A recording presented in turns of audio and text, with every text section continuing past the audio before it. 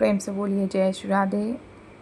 देखिए, अब मैं आपको कुछ और बताती हूँ। ये श्रीमद् भागवत जी महापुराण है और इसमें जो है, देखिए, ये द्वितीय खंड में पढ़ रही थी। इसमें अध्याय नंबर 3 में ये 27वां श्लोक है। 26 से शुरू ये यहाँ श्लोक दिए रहते हैं, यहाँ उनका अर्थ दिया रहता है। आप चाहे तो संस्कृत में भी पढ़ें, चाहे तो हिंदी में पढ़ें, कोई दिक्कत नहीं है। देखिए, सभी प्राणियों में 3 गुण होते हैं। कौन से होते हैं? सत्व, रज और तम।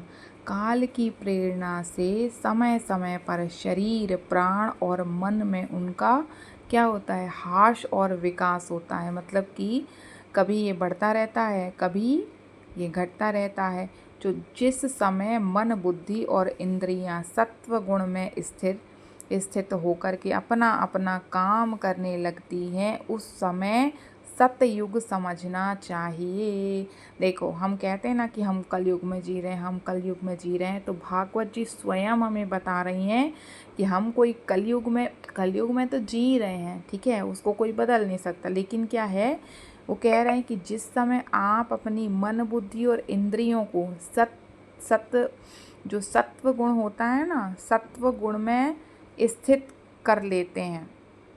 जो ये बोला जाता है ना कि मांस, मदिरा, पान इन सबको नहीं करना है, अशुद्ध स्थानों पे नहीं जाना है, अशुद्ध चीज़ों को नहीं पाना चाहिए, तभी तो ये सत्व गुण हम में स्थिर होता है। तो जिस समय हम उसमें स्थिर हो गए, तो उसी समय जो है हम समझ लीजिए कि सतयुग में ही हैं।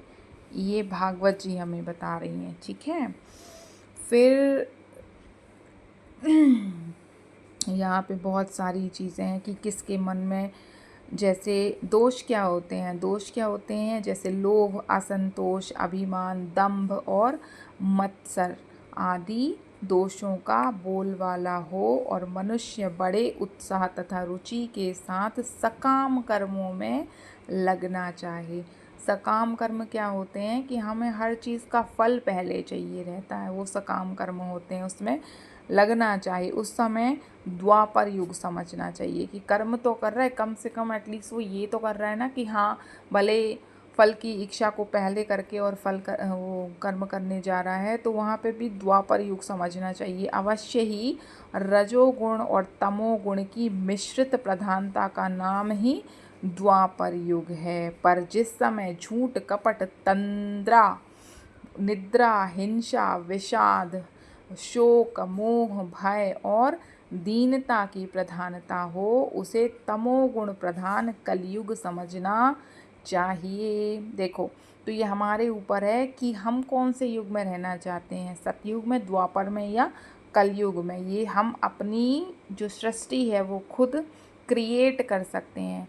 मेरे गुरुदेव भगवान कहते हैं कि शब्द ही ब्रह्म है। जो आजकल आप ये मैनिफेस्टेशन को बहुत बहुत ज़्यादा आजकल देखने में आता है, वो यही है कि शब्द ही ब्रह्म है। जो आप सोचते हो, जो आप बोलते हो, वही आपकी सृष्टि बनता जाता है, वही आपका आज का और भविष्य का सत्य बनता जाता है।